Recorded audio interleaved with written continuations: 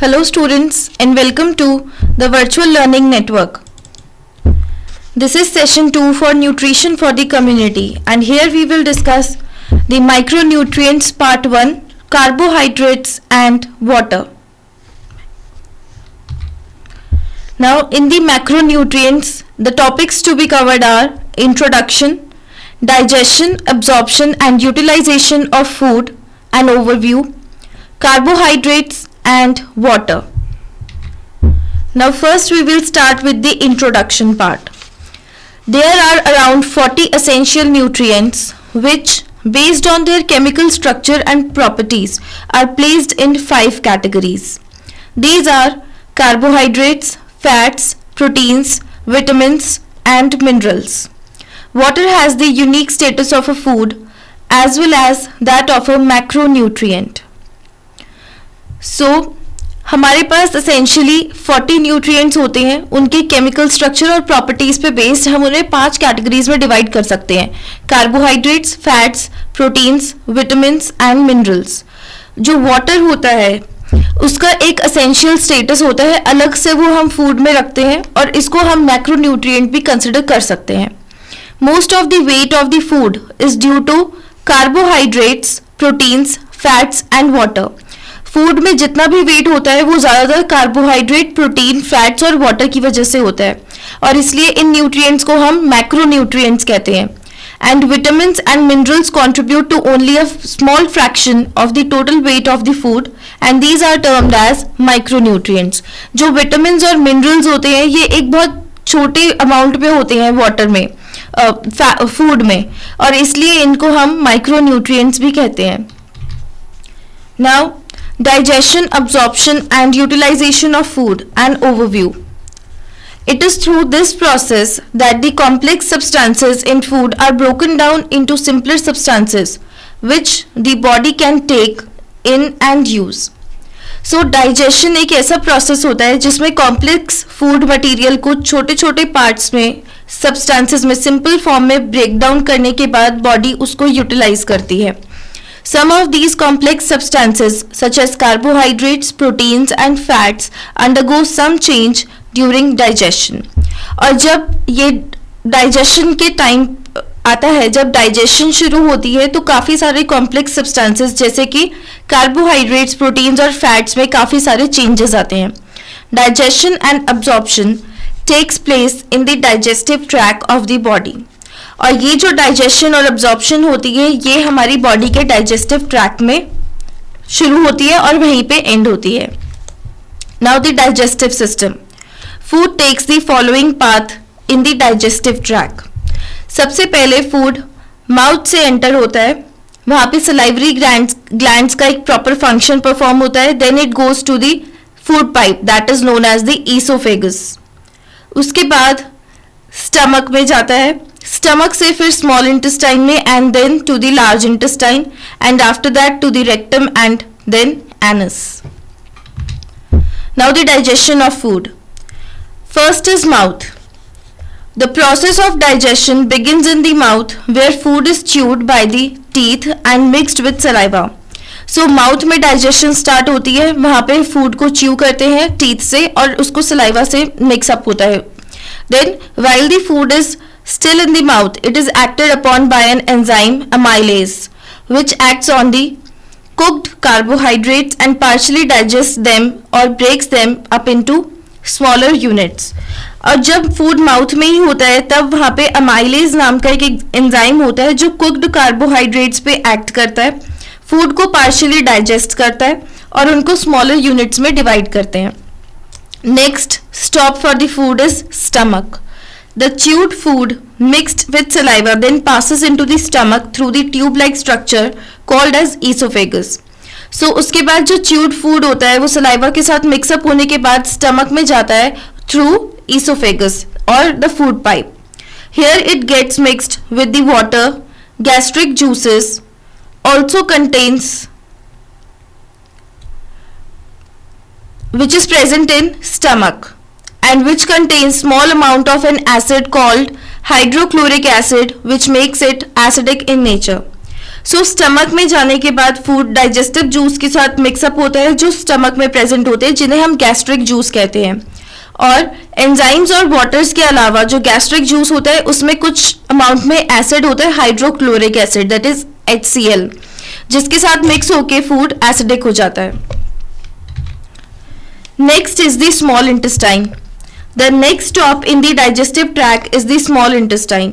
उसके बाद food small intestine में जाता है। The partially digested mass of food passes from the stomach into the small intestine. फिर जो पार्शियली डाइजेस्टेड पार्ट्स होते हैं फूड के वो स्मॉल इंटेस्टाइन में जाते हैं। And small intestine not only contains intestinal juice which is secreted from the small intestine itself but also secretions from the liver and pancreas. So small intestine में सिर्फ intestinal juice नहीं होता, लेकिन कुछ secretions और कुछ enzymes उसके liver और pancreas के भी present होते हैं। And the secretion from liver is called as the bile and from the pancreas is known as pancreatic juice. Next is the large intestine. The food which is not absorbed in the small intestine along with the large amount of water passes on to the large intestine. So जो food small intestine में digest नहीं होता और वहाँ पे absorb नहीं होता वो large intestine में pass on हो जाता है। Here most of the excess water is reabsorbed and the remaining water and solid matter is eliminated from the body as feces. ज़्यादातर जो पानी होता है यहाँ पे रीअब्जॉर्ब हो जाता है और जो रिमेनिंग वाटर और सॉलिड मैटर होता है वो फीसेस की फॉर्म में बॉडी से एलिमिनेट हो जाते हैं। Next is the absorption of food. Now the end products of digestion or the nutrients present in the small intestine can be used by the blood only when they enter the bloodstream. So जो भी end products होते हैं digestion के या जो भी nutrients present होते हैं small intestine में वो body तभी utilize कर सकती है जब वो nutrients और end products bloodstream में enter होंगे।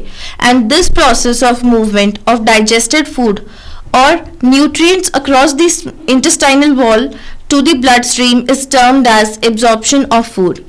So ये जो process होता है पूरा digested food या nutrients की movement का कि वो intestinal wall से bloodstream में जब enter होते हैं इस process को absorption कहते हैं।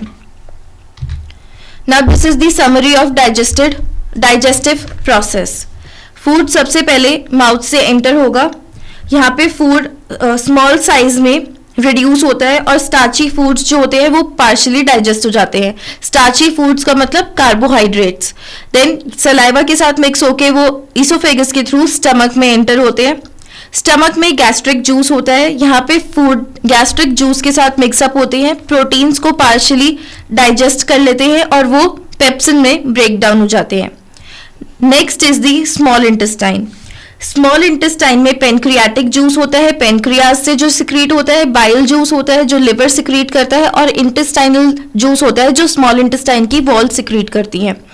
Now here the process which occurs is the breakdown of starch into glucose and protein into amino acids.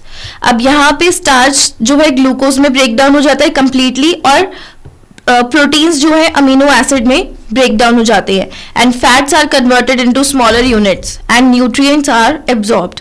उसके बाद जो न्यूट्रिएंट्स एब्जॉर्ब नहीं हो पाते हैं वो लार्ज इंटेस्टाइन में जाते हैं और ज़्यादातर वाटर यहाँ पे एब्जॉर्ब हो जाता है and undigested food mainly cellulose gets excreted. Now next is the transport of nutrients. अब इस डायग्राम से हम ये देख सकते हैं कि स्मॉल इंटेस्टाइन जो होता है वो हमारी साइट ऑफ एब्जॉर्प्शन है जहाँ पे हम सारे के सारे न्यूट्रिएंट्स को एब्जॉर्ब करते हैं और वो ब्लड स्ट्रीम में एंटर होते हैं through blood. So small intestine is the site of absorption for nutrients in simple form like vitamins, minerals, amino acid, glucose, water and fatty acid. They goes through blood and enters the body cells जैसे कि muscle cells, nerve cells, kidney cells and liver cells. So this is the transportation of nutrients. Now next is the utilisation of food. Now how is food utilised? Food को हम कैसे utilise करते हैं या हमारी body कैसे utilise करती है? Now in order to be utilised for specific functions the absorbed end products और the nutrients from the food we eat further undergo chemical changes. अब फूड को यूटिलाइज करने के लिए और अगर उनको कुछ स्पेसिफिक फंक्शंस परफॉर्म करना है तो उनमें कुछ और केमिकल चेंजेस अकर होने की जरूरत पड़ती है and they are either further broken down to release energy और are used to form more complex substances. या तो वो और ज्यादा ब्रेक डाउन होते हैं एनर्जी रिलीज करने के लिए या फिर और कॉम्प्लेक्स सब्सटेंसेस फॉर्म करते हैं and these substances can then be used to manufacture more complex substances और can be stored in the body. फिर ये जो कॉम्प्लेक्स सब्सटेंसेस होते हैं या तो ये और ज्यादा कॉम्प्लेक्स फॉर्म में कन्वर्ट हो जाते हैं या फिर बॉडी में स्टोर हो जाते हैं। Now first is metabolism. Now metabolism is a general term. It is just a small word referring to all the chemical changes that take place in the cells after the end products of digestion are absorbed. So metabolism एक process होता है जो chemical changes को refer करता है, यानी कि वो सारे केमिकल चेंजेस जो एब्जॉर्प्शन के टाइम पे या एब्जॉर्प्शन के बाद अकर होते हैं सेल्स के अंदर. And next is the anabolism. Anabolism is the term used to refer to all the chemical reactions by which simple substances are used to manufacture more complicated ones.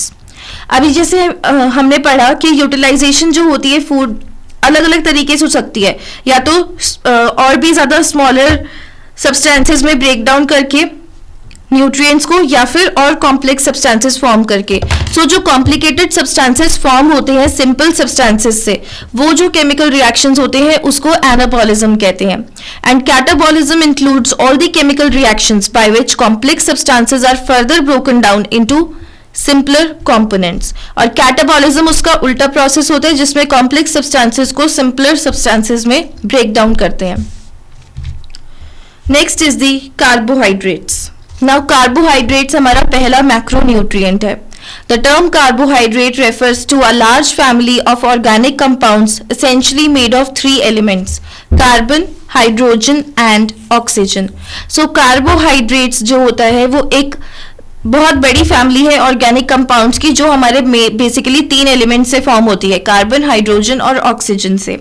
Carbohydrates are widely distributed in plant foods. Basically carbohydrates जो है वो plant food से मिलते हैं. They are mainly present in these foods in the form of three types of compounds called sugars, starches and fiber. और plant food में भी ये तीन फॉर्म्स में प्रेजेंट होते हैं, शुगर, स्टार्च या फिर फाइबर फॉर्म में. All these carbohydrates are made up of some basic simple units. One prominent example of a basic unit is glucose. So carbohydrates जो है basic simple units के बने होते हैं जैसे कि glucose. Now here is the diagram for the categories of carbohydrates. First is the like table sugar.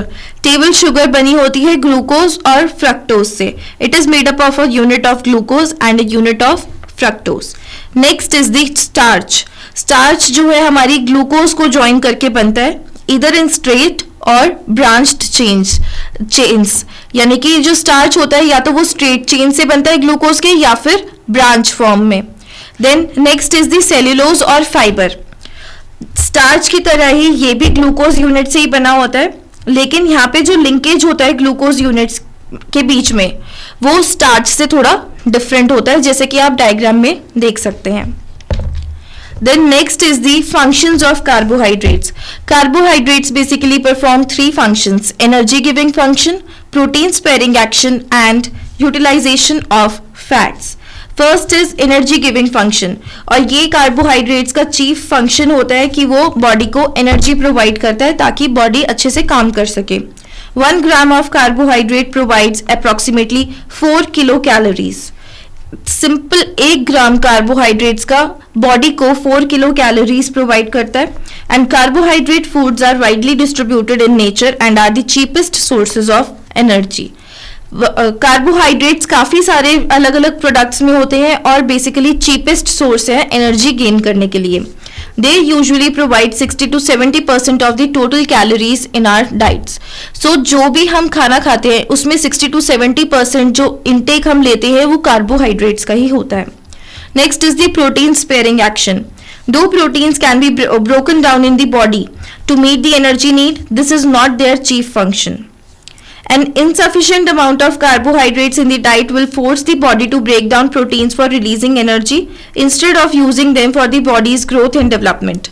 अगर हम carbohydrates प्रॉपरली यूटिलाइज नहीं करेंगे या कार्बोहाइड्रेट्स का इंटेक कम होगा तो वो प्रोटीन्स को फोर्स करेंगे कि वो एनर्जी प्रोवाइड करे, जो कि प्रोटीन्स का मेन फंक्शन नहीं है। अगर प्रोटीन्स एनर्जी प्रोवाइड करने के लिए काम करेंगे तो बॉडी की ग्रोथ और डेवलपमेंट में उसका असर पड़ सकता है, because proteins are basically the body building food. Then is the utilisation of fats. Some amount of carbohydrate is needed for the proper utilization of fats in the body. अब कुछ amount carbohydrates का इसलिए भी चाहिए होता है ताकि fats properly utilise हो सके बॉडी में। Presence of carbohydrates in the diet prevents the body from breaking down too much fat for energy. In case of deficiency of carbohydrates in the diet, more fat will be broken down to meet the energy requirements in the body. The reason for this harmful effect of fats is that the excessive fat breakdown can result in accumulation of byproducts of fat metabolism, and this accumulation causes a problem and can affect health. So अगर carbohydrates present होते हैं diet में तो इसकी वजह से ज़्यादा fat prevent होता है बॉडी में ब्रेक डाउन होने से, यानी कि फैट्स की जो एनर्जी रिलीजिंग कैपेसिटी है वो थोड़ी कम हो जाती है। और अगर कार्बोहाइड्रेट्स नहीं होंगे तो ज़्यादा फैट्स ब्रेक डाउन होंगे एनर्जी रिक्वायरमेंट्स को मीट करने के लिए बॉडी की, और इसलिए ये हार्मफुल भी होता है। और इसका रीज़न ये है क्योंकि अगर फैट्स एक्सेसिव होंगे बॉडी के लिए तो उसके बाय प्रोडक्ट्स जो हैं वो फैट मेटाबॉलिज्म में एक्यूमुलेट हो जाएंगे, जिसकी वजह से हेल्थ प्रॉब्लम्स आती हैं, जैसे कि कोलेस्ट्रॉल का इंक्रीज होना। Now the non-available carbohydrates. Now fiber is nothing but non-available carbohydrate. Fiber refers to a number of indigestible carbohydrates like cellulose present in plant foods. Fiber होता है indigestible carbohydrates जो कि plant foods में present होता है। इसके main functions होते हैं satiety value, elimination, prevention of diseases like cancer, diabetes and heart disease. Now satiety value. In the digestive tract, some components of fiber absorb water. They swell up and make the food residue bulky, which gives a feeling of fullness or satisfaction. So fibers जो होते हैं वो satiety value देते हैं body को ताकि हमें ये पता चले कि हमारी भूख कम हुई है या नहीं। Then elimination. Fiber also helps in the easy elimination of unabsorbed food in the form of stools or feces from the body. So fibre हमारी एक्सक्रीशन में भी हेल्प करता है क्योंकि जो अनअब्जॉर्ब्ड फूड होता है उसको बॉडी से एक्सक्रीट करना जरूरी होता है। Then prevention of diseases like cancer, diabetes and heart disease. Some research studies have indicated that fibre does not play a role in prevention of diseases like heart disease, diabetes, cancer of the colon, that is the large intestine. So fibre कुछ diseases को prevent करने में भी help करता है, जैसे कि heart disease हो गया या डायबिटीज या लार्ज इंटेस्टाइन में cancer. Next, now are the sources of carbohydrates. The list includes cereals and millets, roots and tubers, some fruit sweeteners like cane sugar, jaggery and honey. Source of fiber. Fiber is present in the outer covering of cereals and pulses, the wheat grain, whole wheat flour and whole pulses with outer husk like black gram, rajma, lobia contain appreciable amount of fiber. Refined cereals like maida and suji and washed dals without outer covering or husk do not contain much fiber. Now next is the water. Water भी एक macronutrient होता है जो दो element से बना है, hydrogen and oxygen. Water को अगर हम केमिकल फॉर्म में रिप्रेजेंट करें तो we represent it as H2O, which means hydrogen के दो एटम्स होते हैं और ऑक्सीजन का वन एटम, ये दोनों मिलके वाटर फॉर्म करते हैं। Functions of water. Water is the major component of our body. Body का मेन कंपोनेंट जो होता है वो वाटर होता है, and it is the medium of all fluids including blood, saliva and digestive juices. So body जो भी juices या सलाइवा या कुछ भी लिक्विड फॉर्म में अगर एक्सक्रीट करती है तो वो वाटर उसका मेन मीडियम होता है। Water plays an important role in the regulation of body temperature. It is a universal solvent and water bathes the body cells and keep them moist. Now the sources of water. The ingestion of water in the form of liquids. कोई भी अगर हम liquid intake करते हैं तो उसमें water होता है. then ingestion of water in the form of solid foods, and water formed in the body from the metabolism of nutrients. So जैसे कि हम अगर लिक्विड्स इनटेक कर रहे हैं तो वो उसमें वाटर होता है, जैसे कि हम पानी पीते हैं रोज, या फिर बेवरेजेस होती हैं जैसे कि tea, coffee, fruit juice, aerated drinks etcetera. Then injection of water in the form of solid foods. अब कुछ सॉलिड फूड्स भी होते हैं जिनमें वाटर का कंटेंट होता है, जैसे कि fruits like papaya. Then water formed in the body from the metabolism of nutrients. अब कुछ अमाउंट वाटर का बॉडी के अंदर भी फॉर्म होता है केमिकल रिएक्शंस की वजह से, जैसे कि कार्बोहाइड्रेट्स का जो मेटाबॉलिज्म प्रोसेस है उसकी वजह से भी वाटर फॉर्म होता है. Now here are some questions for you. First is what is the meaning of the term water balance, and second question is what is the role of fibre in relieving constipation. Thank you and have a nice day.